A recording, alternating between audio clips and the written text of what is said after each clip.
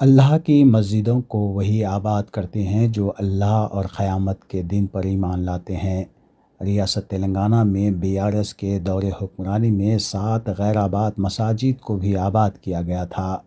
قطب شاہی و عصر جاہی دور میں تعمیر کی گئی مساجد جو کئی برسوں سے غیر آباد تھیں، ان مساجد کو BRS کے قائدین نے KCR کی قیادت میں آباد کیا۔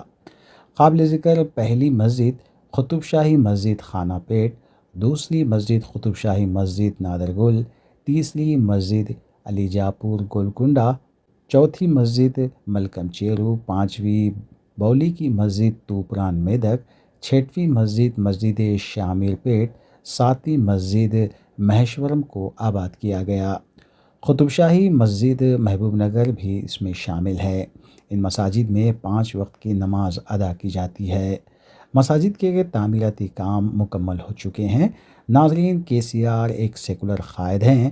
غیر آباد مساجد کو آباد کرنے میں مسلم رہنماؤں کی انہوں نے مدد کی اور مساجد کی تعمیر کے لیے وقف بورڈ سے مالی امداد بھی فراہم کی گئی۔